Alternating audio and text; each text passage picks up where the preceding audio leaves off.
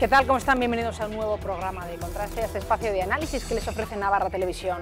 Es el último programa de la temporada, abordamos el verano, San Fermín está a la vuelta de la esquina y vamos a preparar desde este programa lo que pueden ser los próximos meses del verano. Hablaremos de educación en verano, cómo hacer para que nuestros chavales, nuestros hijos, nuestros familiares más pequeños, más jóvenes, plantearnos si hay que seguir educándoles con la misma exigencia, podemos aflojar un poquillo. Eso será en la segunda parte del programa.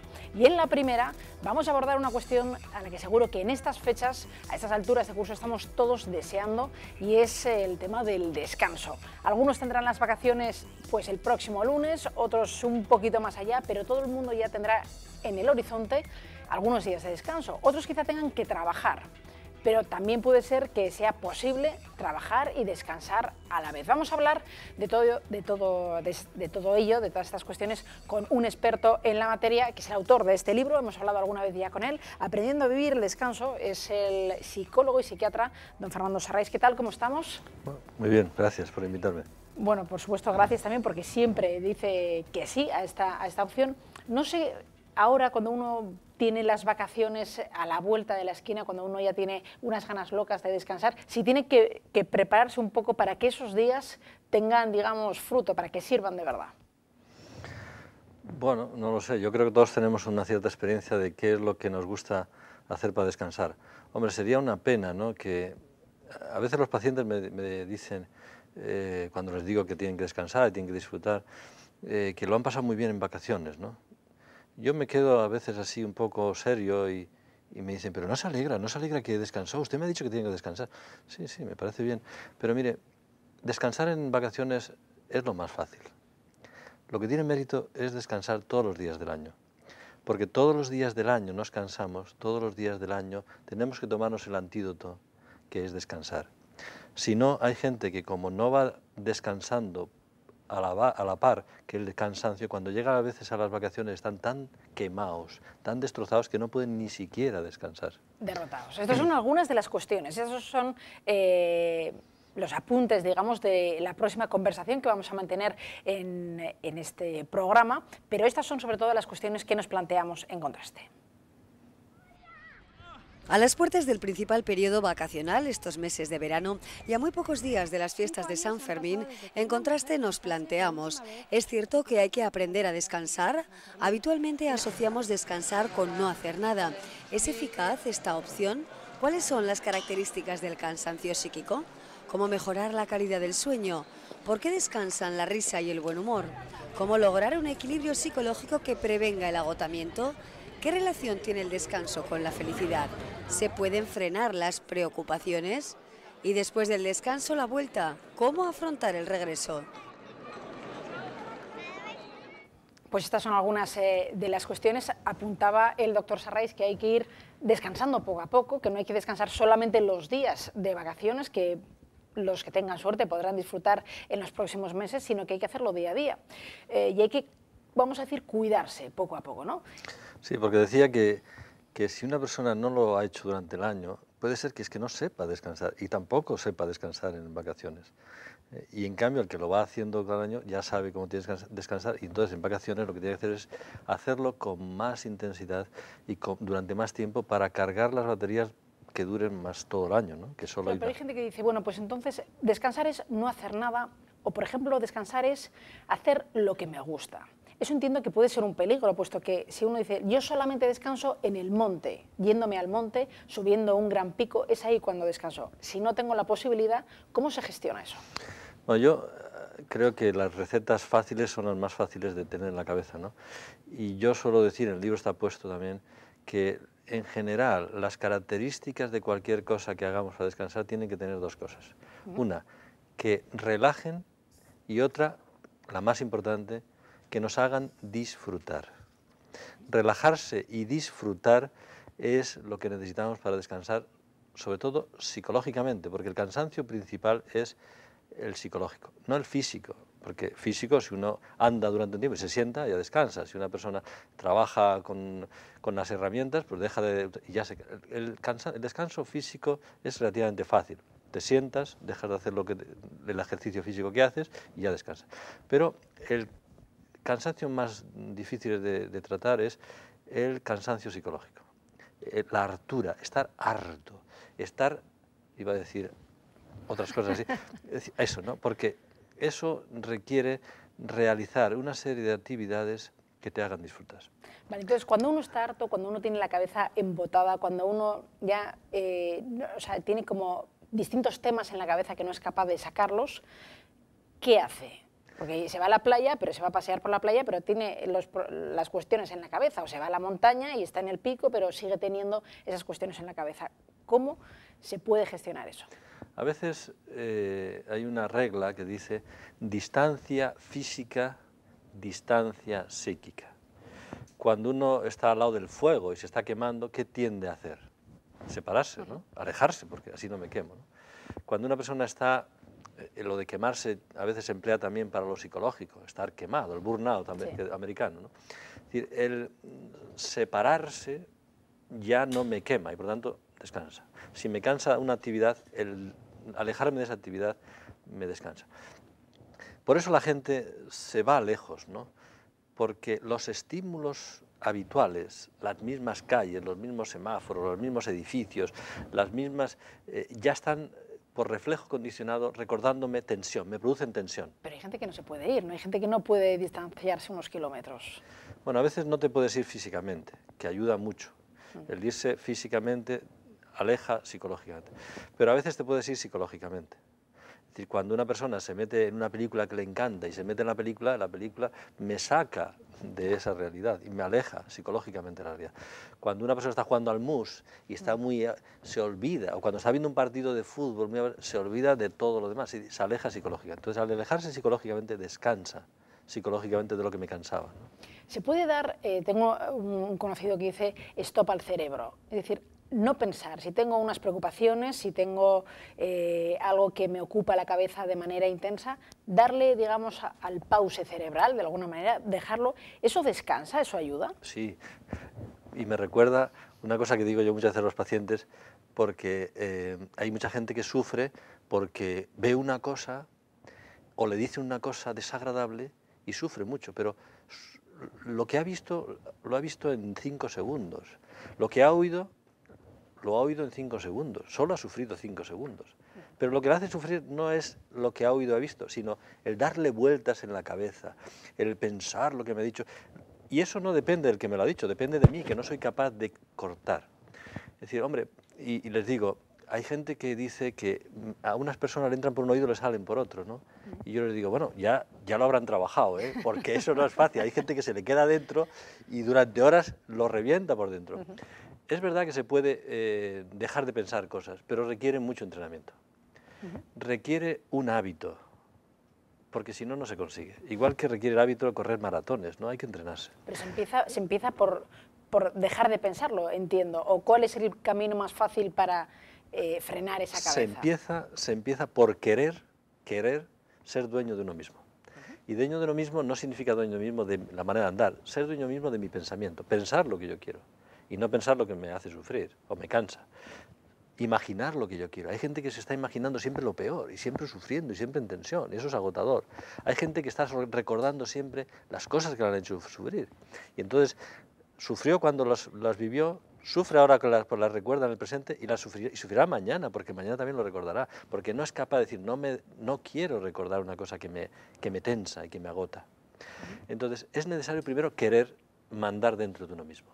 En el pensamiento, en la imaginación, en la memoria, en la percepción, no hay peor sordo el que no quiere oír, no hay peor ciego el que no quiere ver, para no sufrir cosas que no tengo que sufrir. Hay gente que sufre por todo, porque está siempre mirando todo, ¿no? Es como se mete en todo, es que sufre por el hijo, es que sufre por el vecino. ¿Y quién te manda a mirar? ¿Y quién te manda a preguntar? No preguntes si sabes, pero no son capaces, pero son curiosos, ¿no? Entonces hace falta primero querer mandar dentro de uno y luego practicar todos los días. Todos los días hay que ir al gimnasio psicológico. Ahora que está de moda los gimnasios y el yoga, y lo que me parece muy bien, que eso tiene que ver con el cuerpo, y si tenemos bien el cuerpo también tendremos psicológicamente bien, porque hay una relación entre cuerpo y mente, bidireccional. Pero es muy bueno también tener en cuenta de que tenemos que ir al gimnasio psicológico para tener un entrenamiento en tener dominio de esas funciones psíquicas, que si no las controlamos nosotros, las va a controlar el mundo a través de las emociones que el mundo nos provoca. Ha quedado claro. Supongamos que eso lo empleamos para la vida normal y para un trabajo normal, un trabajo de 8, 9 horas, llegamos a casa, la familia, los niños, hay tensión, pero pongámonos en situación, por ejemplo, ahora a final, digamos, de curso, preparándonos ya para San Fermín, rematando, parece que el mundo acaba antes de San Fermín, parece que no, parece que continuará a partir del día 7, pero lo cierto es que hay momentos de picos de trabajo importantes, alguien que oposita, alguien que hace, no sé, los médicos estudian el MIR, son épocas muy intensas. En eso en el que, digamos, lo externo, lo exterior te exige más, pues más, digamos, atención psicológica, más desgaste psicológico, ¿es el mismo descanso? Hay que, digamos, no sé, iba a decir, que salten las alarmas porque hay que estar más pendiente. ¿Eso cómo se gestiona en momentos concretos? Bueno, dos cosas. Una, la primera que has empezado con los Sanfermines. ¿Por qué la gente, no todo el mundo, pero por qué hay gente que espera con ilusión las fiestas? Fiesta de San Fermín, todo el verano va a ser fiestas. Sí, desde luego, ¿Por qué hay fiestas? No, es toda España, ¿no? ¿Por qué hay fiestas? Porque en las fiestas se disfruta, en las fiestas hay alegría, y el disfrute y la alegría descansan mucho. Lo que cansa es la preocupación, el miedo, la tensión, el enfado continuamente, esas cosas que ponen en tensión la mente y el cuerpo, porque hay una unidad. Eso por una parte. Por otra parte, ha dicho que cuando el mundo te exige, cuando el mundo... A veces es una pena, ¿no? Es una pena la dependencia que tenemos del mundo. Porque tenemos oposiciones, porque tenemos el MIR, pero sí... Bueno, es lógico que en esta sociedad donde se nos ha exigido ser triunfadores, tener éxitos, porque si tenemos éxitos seremos felices, pues es cuanto más estrés y más depresiones hay, ¿no? Es decir, yo insisto mucho que la importancia no es el éxito fuera, es el éxito dentro. Y le digo a los estudiantes, ¿qué mérito tiene ponerse nervioso en los exámenes? Si eso lo hace cualquiera. Lo que tiene mérito es estar tranquilo en los exámenes. Pero ¿quién puede ilusionarse con estar tranquilo en los exámenes y por tanto si está tranquilo se va a cansar menos? Porque la tensión agota. ¿Quién puede tener esa ilusión? Aquellas personas que tienen más ilusión tener éxitos dentro, como no ponerse nervioso, que tener éxitos fuera. Pero es que la gente me exige aprobar, sí, pero no te das cuenta de que nadie te va a exigir ser feliz. Deberías exigirte tú ser feliz. Y feliz es una cosa dentro, es un éxito dentro. Pero ser feliz también cuando tienes exámenes, incluso cuando suspenden los exámenes. Porque si uno suspende un examen y se pone triste, tiene dos suspensos. El examen y la tristeza, porque si estamos para ser felices y nos ponemos tristes, estamos fracasando también por dentro. Entonces creo que es importante no ser tan dependientes y tan pasivos respecto al mundo. Es que el mundo me estresa, es que el mundo, la crisis me está agobiando. Bueno, pero es la actitud que uno tiene ante la crisis. El pesimista todo lo ve negro y si es negro lo ve todavía más negro. En cambio el optimista siempre ve la parte bonita de las cosas y por tanto sufre menos. Supongo que en esa línea se le puede dar una respuesta a aquellos que dicen que es que no tengo tiempo para descansar. Quizá por eso son momentos de especial trabajo, de especial intensidad, no tengo tiempo para descansar. Yo les digo, menos mal que tienes tiempo para comer, porque si no te morirías de hambre, ¿no? Y tienes tiempo para dormir, porque si no estarías durmiendo. Hay gente que se excusa, son autoexcusas para no sentirse culpable, además de que está cansado, y si además fuese culpable, ya sería cansado, culpable. Entonces tendemos a no sentirnos culpables y proyectamos culpa fuera. El árbitro, el entrenador, siempre hay que echar la culpa a alguien. Sí. Pero siempre es el recurso del derrotado, porque el que gana no tiene que echar la culpa al árbitro, porque ha ganado. Entonces cuando uno está cansado le echa la culpa al mundo. Pero no, eso no sirve para nada porque el mundo no va a cambiar, lo que tengo que cambiar yo. Es decir, nadie le dice a la gripe, señora gripe, no venga este año, que no quiero ponerme la gripe. Uno se pone la vacuna. Hay que ponerse la vacuna contra el estrés, contra las preocupaciones. Es mucho más difícil, pero es mucho más eficaz a largo plazo. Y creo que tiene que ver mucho con la actitud. Yo le digo a las personas que tienen exámenes y que tienen oposiciones, lo importante no es sacar, no es el resultado, lo importante es el trabajo. Yo le digo a los pacientes, ¿sabe usted cuál es la diferencia entre preocuparse y ocuparse? Lo que pasa es que en unas oposiciones o en un trabajo puede decir, bueno, pues es que como no lo saque me quedo fuera o como no haga este trabajo me van a echar. Sí, entonces no voy a tener dinero. Entonces el dinero es muy importante. Pero si hoy por el trabajo y mañana por las oposiciones yo no soy feliz porque estoy estresado y preocupado y agobiado, ya se ve que me interesa más el dinero, pensando en que el dinero me va a hacer feliz, que el ser feliz en las situaciones difíciles. Porque claro, ser feliz cuando todo va bien, de eso no hay que hablar, eso ya lo sabemos. El refrán no dice, hay que aprender a poner buena cara al buen tiempo. Eso ya lo sabemos. Lo que dice es, hay que aprender a poner buena cara al mal tiempo. Y no solo buena cara por fuera, es buena cara por dentro. Hay que aprender en el gimnasio ese psicológico de todos los días a poner buena cara al mal tiempo, a estar tranquilo en las situaciones tensas, a estar optimista en las situaciones negativas. Y entonces se cansa uno menos y necesita descansar menos. Porque hay gente que aunque descanse todo el verano va a seguir cansada, porque es que tiene tanto déficit en el banco del descanso que no va a conseguir ni siquiera. Es necesario no cansarse tanto. Pensaba, o me preguntaba si es necesario ser consciente que se está descansando para descansar. Es decir, si hay trabajo o si se está más ocupado, si no nos vamos a poder ir de vacaciones, o sí, uno quizás si es consciente de que nos está disfrutando de un buen bocata de chistorra, lo disfruta más, entiendo. Bueno, no sé si hay una teoría médica detrás, pero en principio uno es más consciente, por lo tanto uno disfruta más. No sé si a la hora del descanso pasa lo mismo, es decir, tengo que ser consciente de que estoy descansando este rato en esta circunstancia para que realmente eso tenga más eficacia en mí. Es importante ser consciente de que estoy cansado, pero en el fondo es importante ser consciente de cómo estoy. Primero, si estoy cansado. Porque claro, hay gente que no se da cuenta que está cansado hasta que no puede dormir, le duele la cabeza terriblemente, tiene dolor de espalda que no se le quitan, tiene fibromialgia, tiene astenia crónica. Oiga, eso ya es que ha quemado usted el motor. Hay que darse cuenta cuando el marcador de revoluciones te indica que estás en rojo, no cuando sale humo, porque cuando sale humo ya algo se ha quemado. Ser consciente de cómo estoy por dentro, de lo que me gusta, de lo que no me gusta, de cómo me siento y por qué me siento, si estoy cansado y si estoy descansando o no estoy descansando, que crea que estoy descansando, eso significa conocerse a sí mismo, ¿no? Es difícil que una persona sepa lo que le conviene y sepa llevarse bien a sí mismo, sepa conducir bien un coche si no sabe conducir y si no sabe cómo funciona el coche. Creo que es importante tener un cierto trato con uno mismo, un cierto conocimiento personal. Hay que dedicarse un poco de tiempo y sobre todo preguntarse de vez en cuando, ¿cómo estoy? ¿Y por qué estoy así? ¿Y qué me apetece hacer para sentirme bien? Pero, sin embargo, hay algunos que cuando se les explica esto, alguna gente, quizá más las mujeres, no lo sé si eso está estadísticamente comprobado, pero dicen, eso es egoísmo. No tengo tiempo para mí, ¿no? Están los niños, está mi marido, viene la suegra, tengo que preparar porque viene la familia ahora, que vamos a tener una comida familiar. Y cuando alguien me dice, oye, piensa un poco en ti, y dice, eso es egoísmo, yo no tengo tiempo, no puedo pensar en mí, pero sobre todo con esa idea de egoísmo se sienten mal pensando. Yo suelo ser un poco brusco ahí, porque si no, como están tan convencidas, se han escuchado a sí mismas decir tantas veces que eso es egoísmo, que porque yo le diga que no me lo van a creer. Entonces yo digo, ¿y por qué come? No coma, déselo a los pobres. Es usted una egoísta comiendo. ¿Y por qué duerme? ¿Por qué no trabaja por la noche? Ganará más dinero para pagar la hipoteca antes. No duerma, eso es egoísmo. Es decir, lo que es curioso es que, y sobre todo las mujeres, ¿cuánto tiempo dedican para ponerse morenas?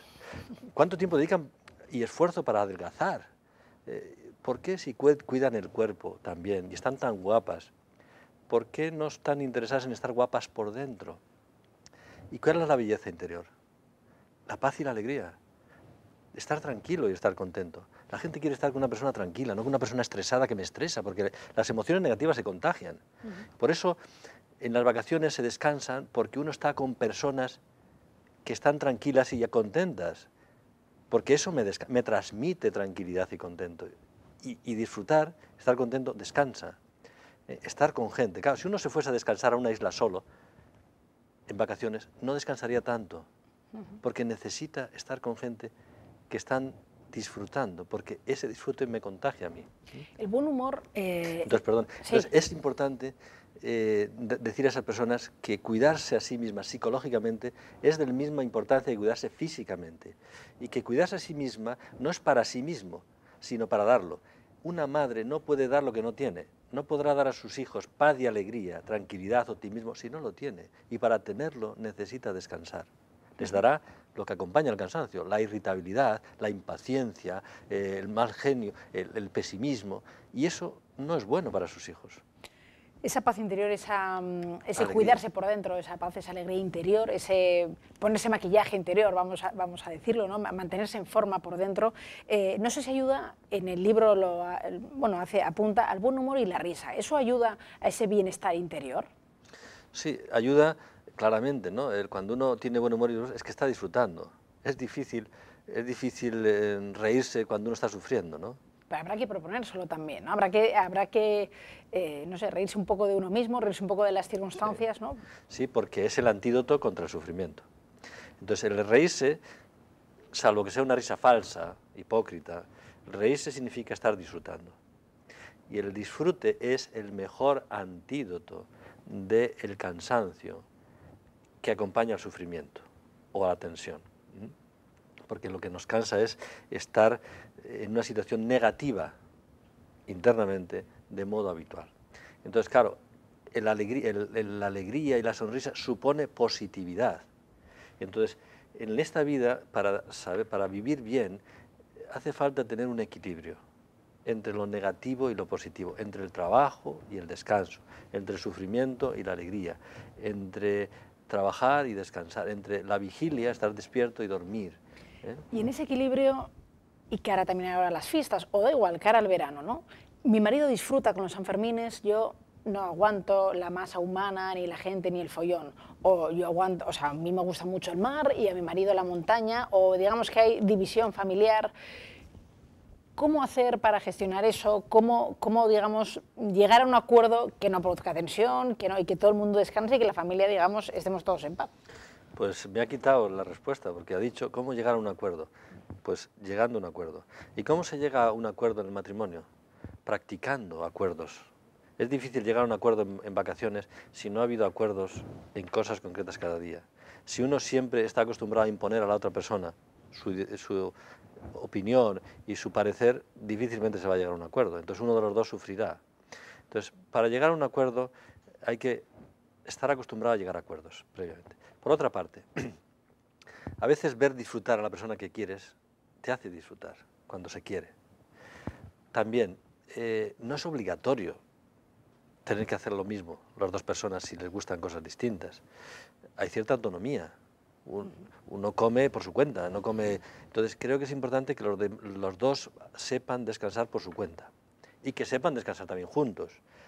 Pero es más fácil descansar juntos cuando saben descansar por separado. Porque si una persona no sabe descansar por separado y está agotado, cuando está con la otra persona ni siquiera tiene ganas de disfrutar, ni siquiera tiene ganas de descansar, porque está mal. Entonces hay que ir a estar con otra persona que quieres estando bien. Porque si estás mal vas a ser un lastre, vas a ser un peso, que vas a dificultar a la otra persona a disfrutar y tú mismo tampoco vas a disfrutar y te vas a sentir culpable de la que otra persona no disfruta. Y el sentimiento de culpa no te va a hacer descansar. Yo me voy a atrever a hacer un consejo para este verano, que es leerse este libro, Aprendiendo a vivir el descanso, de Fernando Sarrais. Este es mi consejo para los que están en casa.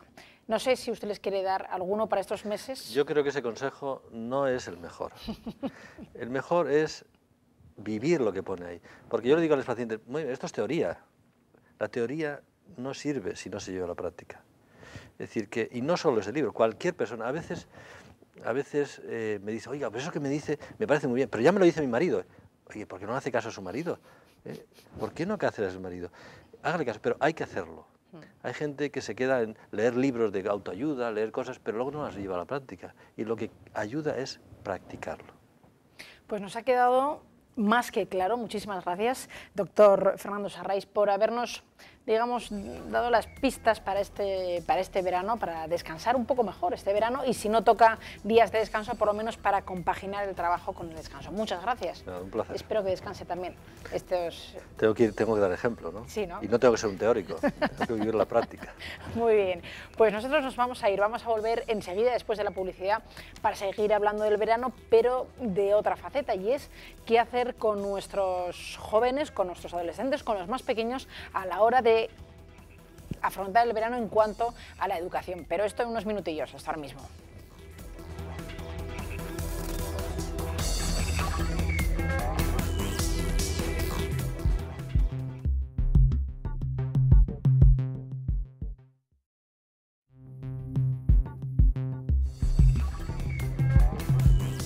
Pues continuamos en Contraste y continuamos hablando de educar en verano. A ver si hay que seguir haciendo esas normas que venimos haciendo durante el invierno, a ver si hay que seguir cumpliendo estos horarios, hay que exigir igual a nuestros más pequeños, a nuestros adolescentes o no. A ver si podemos, no sé, tener un poco más de manga ancha. Todo esto lo vamos a ver en los próximos minutos, aquí como siempre con expertos. La versión más adolescente del asunto, y no es que él sea precisamente un adolescente, sino que es monitor de tiempo libre y además es de la asociación, que lo diga yo bien, juvenil Noray, es Rafael Irigaray. ¿Qué tal? ¿Cómo estamos? Muy bien. ¿Afrontas bien el verano con muchas actividades? Con muchas actividades pensadas sobre todo para los jóvenes de 10 a 30 años, más o menos, con sobre todo pensando en su formación. ¿Vale? Muy bien. Me acabas de desanimar profundamente con lo de los jóvenes de 10 a 30, ya estoy absolutamente fuera, pero no pasa nada, lo llevo bien. Lo trataré de superar. Alfredo Yulos es profesor de la Universidad Pública de Navarra. ¿Qué tal? ¿Cómo estamos? Buenas tardes. Además, está constantemente trabajando en, que lo diga yo bien, las escuelas infantiles. Experiencia, en este caso, de niños de 4 meses a 3 años. Sí, correcto. Las escuelas infantiles, tenemos 13 escuelas infantiles municipales de Pamplona y las edades con las que trabajamos son niños y niñas que tienen entre los 4 meses y los 3 años, hasta que van a los colegios o a las escuelas a partir de las 3 a educación infantil. Bueno, pues esta es la otra versión, la otra cara de la moneda, y para terminar, es la última, pero no por ello es menos importante, es Miki Iriarte, que es responsable del proyecto Tiempo Badabun. ¿Qué tal? ¿Cómo estamos? Hola, muy buenas tardes. En tu caso trabajas con niños más pequeños, pero no tan pequeños como los de Alfredo, ¿no? Yo trabajo con el intermedio. Nosotros trabajamos con los de segundo ciclo de educación infantil, que es desde los 3 hasta los 12 años, que es un poco ya cuando son preadolescentes o así. Pues aquí todos representados en esta mesa y a continuación les mostramos las cuestiones que sobre este tema nos planteamos en Contraste. En los próximos meses los escolares se encuentran en el verano su momento perfecto. Para los padres compaginar la jornada laboral con los hijos en casa se vuelve un auténtico reto, pero si a ese compaginar ocio con trabajo, vacaciones, se le añade que hay que seguir educando con una mínima exigencia, el reto se convierte casi en hazaña. En Contraste nos planteamos cómo plantear este periodo vacacional. ¿Es bueno reducir la exigencia relativa a la educación en verano? ¿Cómo gestionar la presión que pueden ejercer los pequeños con caprichos, comparaciones o pataletas cuando nos pilla más cansados? ¿Es bueno ser exigente con un horario o cabe ser más flexible? Pues estas son algunas de las cuestiones. Yo me quedo con una de ellas. ¿Es bueno reducir la exigencia relativa a la educación en verano? Es decir, ¿nos podemos relajar en verano a la hora de afrontar la educación? Nos debemos relajar. Nos debemos relajar. Nos debemos relajar. Es importante entender que los pequeños han estado un montón de tiempo en el cole, que han estado un montón de horas como si nosotros hubiésemos estado trabajando. Es la misma sensación que tienen ellos, pero son mucho más pequeños. Entonces sí que es verdad que es un momento de descanso. Todas las épocas de vacaciones son momento de descanso y de relax y de saltarse un poquito alguna norma. ¿Las normas también son tan fáciles de saltarse cuando uno es adolescente? Es muy fácil. Yo difiero un poco porque viéndolo al ser humano como todo un uno, el niño y el adolescente es el mismo en el colegio que en vacaciones. Entonces, todas sus actividades forman o deforman. Es verdad que en verano pues, hay que hacer las cosas de forma un poco más relajada, pero siempre haciendo cosas, ¿no? Ahora tenemos más tiempo pues, para leer o para hacer una actividad que queríamos, que no teníamos tiempo, pero bueno, hay tiempo para todo. Sí, no sé si quieres decir... También es verdad que son edades diferentes, no sé si Sí. eso influye, o sea, Hombre, a la hora de... El adolescente ya de por sí tiene mucha más autonomía y entonces él sí que tira del carro, no tira de sus padres para decir quiero hacer esto, ¿no? Un niño más pequeño dices no, tú vas a ir a esto o vas a hacer aquello, ¿no? Vale. Alfredo, no sé qué piensas de si hay que relajarse o no en la educación o en la exigencia, vamos a decir. Bueno, primero yo creo que conviene que hablemos muy bien de lo que entendemos por educación, porque hay distintas opiniones como ideologías, ¿no?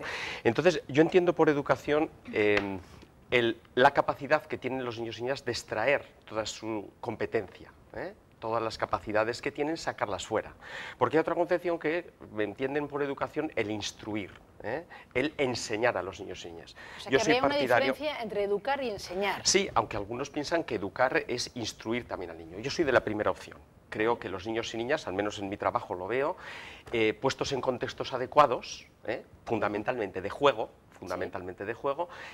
son capaces de desarrollar posibilidades lingüísticas, de relación extraordinarias, de empatía, de contacto con las emociones, con los afectos, que son muy interesantes, ¿no? Y prácticamente el adulto o la persona adulta sin intervenir, solo dando una presencia que dé confianza, seguridad y cree un vínculo afectivo. A ver, no sé qué piensa el resto de la mesa con estas diferencias entre educar y enseñar.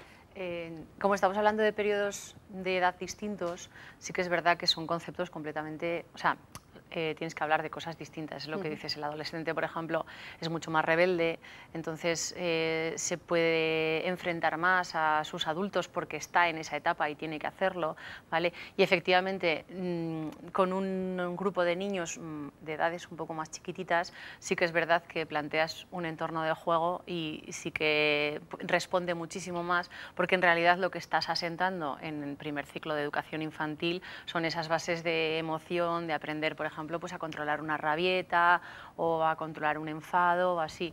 Luego, entre medias, está esa fase un poco que nos toca a nosotros, ¿no? Que es la fase en la que empiezan a aprender lo que son conceptos de educación, de información, que le has dado un nombre, de instrucción, eso es, ¿no? Empiezan a aprender esos conceptos como son historia, son matemáticas, son lenguas, a escribir, todas esas cosas, ¿vale? Y luego está la parte de lo que es educación, que es una cosa que hay que dar en el cole, porque hay que darlo, pero hay que dar mucho también en la familia, en la sociedad, en los amigos, por ejemplo, que es súper importante en los adolescentes, ¿no? El que todos los amigos educan y que todos los amigos sirven para ser tú como vas a ser cuando luego tengas 31, por ejemplo. Cuando ya no seas joven, cuando ya tengas 31, sí, no sí. sé cuál es tu visión sobre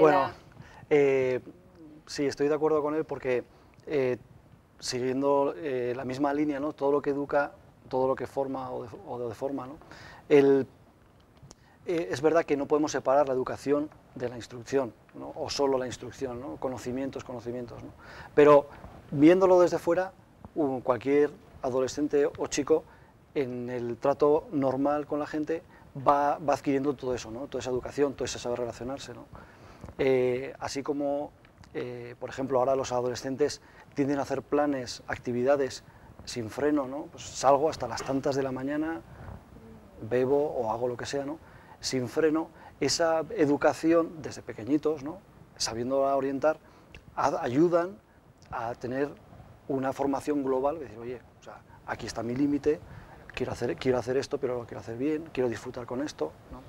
Hablabas antes de la rabieta y hablamos de los adolescentes y de los niños y que hay que saber, pero claro, yo pienso, no sé por qué me da que cambiando un poco las circunstancias, pero al final la exigencia, el educar, enseñar, por ejemplo, se me venía a la cabeza, ¿no? Hay un niño que puede tener una rabieta con que no quiere comer X, llega el verano, yo qué sé, pues ya viene a la piscina, viene agitado, entonces lentejas. No molan las lentejas, no quiere comer las lentejas y como estaban la familia, los primos, hay follón, no es el comedor habitual de casa, pues de repente le da porque la comida que no quiere comer. En el adolescente va a ser, no va a ser las lentejas, pero va a ser que quiero salir hasta las 7 de la mañana. Y entonces el concepto va a ser distinto. Pero a la hora de afrontar tanto como con el ser diminuto, las lentejas, o con el otro las 7 de la mañana porque es verano y porque es distendido, ¿eso cómo se gestiona? A ver, ¿quién se lanza? Desde el adolescente, lo más importante es dialogar y negociar. Tú cuando hablas con un adolescente, dices, ¿quieres salir? Pues muy bien, vamos a ver hasta cuándo es bueno para ti y hasta cuándo es bueno para mí, ¿vale? Porque lo mismo, hay que enseñar a adolescentes que igual que tienes derechos, tienes deberes, ¿no? Esa educación lo mismo, ¿no? Oye, tú vas a salir, pero hasta cuando yo quiera, ¿no? Y eso también ayuda a educar, ¿no? ¿Pero con los pequeños también se negocia, con los niños pequeños? Nosotros lo que siempre recomendamos a todos los padres es seguridad y ser consecuentes. Es decir, si tú estás en un entorno familiar, tienes que hablar con tu pareja, ¿vale? Y tienes que decidir, por ejemplo, entre el padre y la madre o entre la persona que vaya a ser la que gestione, por ejemplo, el caso del comedor, ¿no? Es decir, el niño se tiene que acabar las lentejas. Bueno, vale, tú has puesto esa norma, pues esa norma es la que se tiene que cumplir, ¿vale? Lo que no podemos hacer es hoy te comes las lentejas porque son lentejas y porque me da la gana de que te comas las lentejas y mañana, como son macarrones, te dejo que no te termines el plato, ¿vale? Es un poco, es decir, se pacta dentro de la familia ya más a un nivel más de padres, ¿no? Decir, oye, mira, estas son las normas. Esas son las normas, pero esas son las normas que también hay que cumplir en verano, entiendo. Vamos a ver, precisamente sobre este tema de las rabietas y en concreto sobre el llanto infantil, hemos hecho alguna investigación de seguimiento en los niños y niñas, ¿no? Y al menos lo que yo puedo decir que he visto es que una rabieta o un llanto nunca es gratuito. Es el síntoma probablemente de algo que sucede dentro de la persona muy importante. Que no le gustan las lentejas, no le gusta el color. No, probablemente no tiene que ver propio con las lentejas, puede ser una expresión del malestar o el otro el llanto. Entonces a mí lo que me gustaría resaltar sobre esto y lo que hemos visto por dónde pueden ir los procesos, digamos, de acompañamiento del llanto, es que normalmente creo que los adultos tendemos a cortar, ¿no?, el llanto. Todavía hoy en las escuelas oigo, no llores que te pones muy feo, o ya basta de llorar. Entonces, queda, digamos, un llanto acumulado que se puede convertir en rabia pendiente, y entonces hay niños y niñas muy pequeños que yo he visto que se caen de un triciclo, y perdonad la expresión, dices, ¡qué chorrada! ¿Cómo se ha podido caer? Y empieza un llanto que puede durar, a veces yo he tenido secuencias de acompañamiento hasta de 50 minutos. Y es porque no está llorando por el accidente, entre comillas, que ha tenido, sino porque es un llanto acumulado. Es como lo mismo que nos pasa a nosotros los adultos cuando vamos a ver una película lacrimógena. Ya sabemos que les están pagando a los actores porque nos hagan llorar, ¿no? Pero seguramente es por llantos que nos quedan pendientes. Entonces, con la rabieta no es por el hecho concreto. Tenemos que aprender, y es difícil, a ver más allá del plato de lentejas, más allá de la negativa del niño, ¿qué es lo que nos está diciendo? ¿Dónde está su malestar? Claro, ahí está el malestar cuando claro, son niños tan chiquitines como de meses a 3 años. Cuando... No, pero también mayores, ¿eh? También mayores, igual. Sí. Yo lo de la negociación, hay una cosa que me sorprende, es lo de, por ejemplo, ¿no? ¿Qué quieres comer? Tienes para comer salchichas, hamburguesa, jamón o pescado. Y no sé, yo en mi época había tortilla y tortilla. Ya está, no había otra cosa. Eso es bueno, eso es malo. Hay veces ahora, por ejemplo, como en el entorno familiar en verano se amplía, entran los abuelos, bueno, y todo abuelo dice que le eduquen sus padres, a mí, yo estoy para disfrutar, ¿no? Entonces puede ser que ahí uno se ponga nervioso porque el abuelo está cediendo, porque como además estamos trabajando, están los niños más tiempo con los abuelos y entonces, bueno, pues ahí... ¿Cómo gestionar todo eso también a la hora de salir?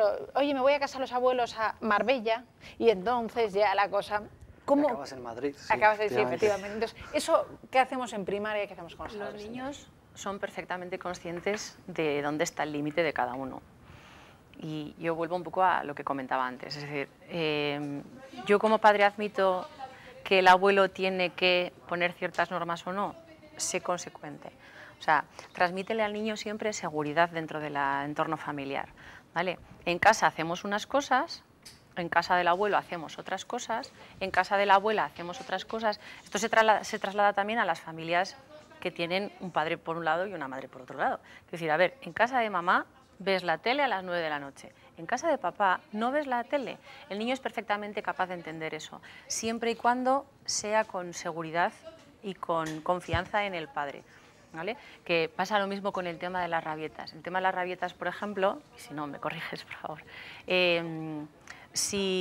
a ver, por supuestísimo al niño hay que atenderle siempre que llora, o sea, es lo que hay, pero sí que es verdad que el niño va a saber reaccionar y si al niño le enseñamos desde chiquitito, por ejemplo, a aprender a expresarse, que es una de las cosas que has mencionado que es maravillosa, no a poder decir, no, es que estoy enfadado, no, es que tengo frío, no, es que, y eso diferenciarlo, no, es que no tengo hambre, me estás dando un cazo entero de lentejas y me acabo de comer una croqueta. O sea, tengo 3 años, me he comido una croqueta en un bar hace media hora, no pretendas que me coma ahora cazo y medio de lentejas. Tengo 16 años, me he comido una croqueta, obviamente 2 platos de lentejas. Esa es la diferencia, ¿no? Es un poco también nosotros ser capaces de prever, ¿no? Decir, joder, se ha pasado en casa el abuelo toda la mañana, llega a casa, lentejas. Eso con los niños quizá más pequeños es más fácil. Con el adolescente, cuando no está tan vigilado, está... Bueno, para educar a una persona primero tiene que querer él educarse, ¿no? Si te apoyas en la confianza y de ahí el diálogo y de ahí el pactar esos límites, cualquier adolescente lo entiende. Si también es verdad que decíais, ¿no? Antes, si llevas muchas cosas, ¿no? La rabieta, la ansiedad, ¿no? Los adolescentes que tenemos ahora muchas veces llevan todo el día cronometrado, ¿no? Entonces, claro, llega el viernes y dice, bueno, o sea, paz y tranquilidad, ya llegaré, ¿no? Entonces, si no está basado en esa confianza de, oye, mis padres, necesito descansar, voy a salir un rato más, déjame por favor. Si no está pactado en esa confianza, luego te puede esperar cualquier cosa. Oye, eso de está cronometrado, entonces está cronometrado el invierno, pero resulta que ahora el verano es verano, pero hay que seguir trabajando. Y están los niños en casa y no sabemos qué hacer con ellos a veces, ¿no? Porque no hay nadie que los cuide, no los podemos dejar solo, entonces, no sé, nos planteamos que hay que hacer algo, hay que apuntarles a algo, entonces igual en verano pues les apuntamos a inglés, euskera, francés, japonés, chino, que está muy de moda, y luego también un poquito de deporte y luego quizá un poco de, pues no sé, pintura en acuarela, no tengo ni idea, ¿no? ¿Qué hacemos con ese planteamiento? Es decir, ¿hay que apuntar, no hay que apuntar? ¿Qué es mejor, qué no es mejor? Es una decisión de los padres. Cabe una orientación para los padres. Vamos desde los adolescentes y vamos repasando las edades. A ver. Bueno, de los adolescentes, ellos van a querer hacer lo mejor es, para poder educar, lo mejor es tener una persona motivada. Entonces, si tú puedes ofertar al chaval cosas que le pueda interesar y preguntarle, ¿tú qué quieres hacer en verano? Seguro que cualquier adolescente que le preguntemos sabe qué es lo que quiere hacer y qué es lo que no quiere hacer. Pero, por ejemplo, un padre que te dice, es que el inglés es muy importante porque ahora mismo todo es en inglés, te vas a ir a Kuala Lumpur a hacer un curso intensivo de inglés. Y si el niño no quiere, no aprenderá nada. Vale. Es evidente, ¿no? Entonces, ver el contenido de las actividades y ver para qué, ¿no? Puede ser más educativo que un adolescente prepare una cena para sus amigos y el padre diga, mira, pues tienes este presupuesto, bájate al día, ves lo que cuesta la carne y dices, jo, pues a lo mejor tengo que comer, ¿no? Otra cosa, vete a Honolulu a aprender inglés y a surfear cuando no quiero, ¿no? Esa es la cuestión. ¿Con los pequeñitos qué hacemos? Bien, lo que voy a decir tampoco es que me parece que solo sea para los niños y niñas hasta los 3 años, vale, sino que es un planteamiento que creo que es de la infancia, ¿eh? Yo al menos lo ¿De tengo claro y que lo tengo... abarca Sí, hasta los 12 años, vale, podemos hablar, todo infantil y primaria. A mí me parece que el verano, y lo ha dicho también Mique, ¿no? En cierto modo es un momento, aunque sería todo el curso, realmente, para disfrutar, para divertirnos, para transgredir y sobre todo para jugar. Yo defiendo que los niños y niñas necesitan para su bienestar físico y emocional jugar y jugar lo más posible con otros niños y niñas en juegos lo menos estructurados posibles. Entonces, yo como padre lo he hecho y lo haría, que los niños y niñas pasen el mayor tiempo jugando, y eso quiere decir que yo les apuntaría a las menos actividades donde traten de enseñarles algo. Se llame inglés, se llame informática, se llame francés o se llame matemáticas, ¿no? Y mucho menos si además los niños y niñas no lo eligen por sí mismos, no para satisfacer a las expectativas de las personas adultas, porque muchas veces no eligen, sino que eligen para tenernos contentos. En la esencia de la infancia, al menos lo que yo he visto, está lo lúdico, el juego, y por lo tanto yo diría que es jugar, jugar y jugar por encima de todo. Ojalá todo el año, no solo el verano. Mique. Yo del ocio además hablábamos fuera que, o sea, nosotros partimos de que se puede aprender jugando y se puede jugar aprendiendo, porque son chavales que o sea, desde los más chiquiticos hasta los adolescentes, si les planteas un entorno adecuado, van a sacarle chispas a una clase de historia, a una clase de matemáticas o a un curso de baloncesto, siempre que estén motivados, que es lo que comentabas tú, ¿no? Y siempre que sepan además decidir qué estamos intentando enseñar.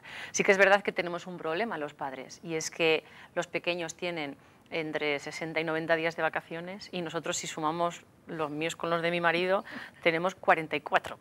Entonces, claro, ahí tienes el problema un poco de lo que es el tema de conciliación, es decir, ¿qué hago yo con mi hijo? O sea, está claro que ojalá pudiese yo jugar con mi hijo y ojalá pudiese sentarme en la arena desde hoy hasta el 10 de septiembre, pero ahí tenemos un poco que jugar en el que, bueno, estamos en la sociedad en la que estamos, tenemos que trabajar, es lo que hay, no podemos permitirnos el lujo de no trabajar. Entonces, dentro de la oferta de actividades que hay una oferta muy amplia, sí que es verdad que es lo que comentaba él, que es muy interesante ver qué es lo que al pequeño le conviene. Es decir, una clase de inglés pues tenerlo sentado después de que lo has tenido todo el curso sentado, otras 4 horas, por ejemplo, en un aula o así, pues igual es mejor un inglés al aire libre, que los hay, porque oferta en Navarra hay muchísima y fuera de Navarra también, o un campus de baloncesto o un campus tecnológico de no sé qué en el que te van a enseñar. Está claro que entonces el tema del juego es muy importante para los chavales, para los más pequeños, quizá para los de primaria, y que compensa y que un padre a la hora de plantearse qué poder hacer entre una cosa u otra, si puedes tener tiempo para jugar con tu hijo, adelante, porque eso es mano de santo. No sé si cuando sube la edad compensa, ese juego se convierte en deporte, si sería el símil o no, porque resulta que no son deportistas. O sea, ¿cuál sería el paso? El juego tiene un componente social, el deporte, siempre que sea en equipo, es también muy social. El deporte único, ¿no? Cuando juegas contra ti mismo, atletismo, pues, no sé, escalada, lógicamente puede tener ese componente social, pero es tuyo, ¿no? Es similar, para mí es similar jugar que hacer deporte, ¿no? Pero siempre que lo hagas con más gente, ¿no? Pero, por ejemplo, también están las famosas tardes eternas con los amigos, ¿no? Es lo propio del adolescente, que no hace nada más que comer pipas durante horas y horas. Y eso compensa reconducir, Bueno, esto abriría un debate, ¿vale? Que estoy dispuesto a abrirlo si queréis. A ver, lo primero, la forma de comunicarse de los adolescentes ha cambiado, ¿vale? Y la educación en ese aspecto también tiene que cambiar en función de las tecnologías que hay ahora, porque si cambia la sociedad, la forma de educar también puede cambiar, ¿vale? Entonces, no está bien, o sea, perdón, está muy bien que whatsappeen con sus amigos, ¿vale? Pero sabiendo que están haciendo esa actividad, ¿no? Si vas a estar en un portal sentado viendo pasar, ¿no?, a la gente y whatsappeando, hombre, pues piensa qué vas a hacer, ¿no? Yo el mensaje para los jóvenes más que para los padres que quería dar es, o sea, haz lo que quieras, pero hazlo, ¿no? Quiero ir de acampada con mis amigos, con mis amigas, a una playa. Pero el problema no solo es el no sé qué hacer, ¿no? Es la versión del adolescente máximo, no sé qué hacer. Pero eso es lo que muchas veces, a ver, a lo mejor nosotros tenemos prejuicios, ¿no?, desde los mayores hacia los adolescentes, ¿no? También hay que motivarlos, ¿no? También hay que pincharles un poquillo, y eso yo creo que en general se nos da muy bien, ¿no? Pero, oye, ¿qué te gustaría hacer, ¿no? Pues no sé, un taller de teatro, un taller de cine, el inglés, ¿no? Algo que durante el curso no has podido hacer, ¿no? Y entonces sí que podemos ayudarle a elegir y facilitarle las cosas para que él, ¿no?, la motivación, para que él vaya hacia adelante, ¿no? O sea, que de alguna manera el padre cuando negocia, cuando habla con sus hijos, bueno, o no, porque los más pequeños no habrá que hacerlo, es plantear el verano, pero también con ese enfoque de, no se trata de rellenar tiempo, sino de dar un paso más, ¿no? Se puede seguir educando, se puede se puede aportar que los niños disfruten, se le puede dar una vuelta entonces a estos meses, digamos, es posible. Sí, vamos a ver. A mí, bueno, en las edades con las que trabajo, ¿no?, yo lo que no he visto, claro, por eso me gusta trabajar mucho en estas edades, porque claro, trabajar con los niños desde los 4 meses, claro, tengo hasta la pena de no trabajar con antes, ¿no?, porque me queda como ese espacio de decir, ¡jo, qué maravilla! Porque, claro, trabajando con estos niños he descubierto que a los niños y niñas, igual yo no trabajo con adolescentes, no hay que motivarles. O sea, lo que me fascina de la infancia de estas edades es que tienen una gran capacidad de automotivación. Si tienen una seguridad afectiva que es básica, sí, no se aburren nunca. O sea, el aburrimiento no existe. O sea, lo que es fascinante es que tienen siempre algo que hacer, algo interesante, algo divertido, algo profundo. Y algo debe pasar en la evolución, algo debe pasar en la escuela, vamos a peor, que eso se estropea. Vamos a peor, y entonces, claramente. Yo diría que, al menos la forma que tenemos de trabajar es observemos muy bien a nuestro hijo o hija y busquemos dónde está su esencia, su alma y su motivación. Pues nos vamos a quedar con eso, porque no nos va a dar tiempo a seguir. Me voy a quedar con una página web que es www.aprovechatuverano.com, todo junto, aprovechatuverano.com, que ahí yo creo que nos va a dar pistas o nos va... Y luego tenemos esa Badaboom, si ponemos Badaboom en YouTube, badaboom.es también nos dará pistas de lo que podemos hacer. Nos vamos a ir porque el tiempo es el tiempo en televisión. Gracias, pasarlo bien, disfrutar, jugar un poco este verano. Eso es. Hacerlo bien, pasarlo bien. Gracias a los tres por haber venido. Nosotros nos vamos a ir. Volveremos pues la temporada que viene, ya hay que irse de vacaciones, el verano está por medio y por supuesto esta casa les ofrecerá puntualmente durante este tiempo pues la información, como siempre, y los Sanfermines que se los vamos a meter en casa y están a la vuelta de la esquina. Mientras tanto, sean felices, disfruten y descansen, como hemos hablado en este programa. Hasta septiembre. Adiós.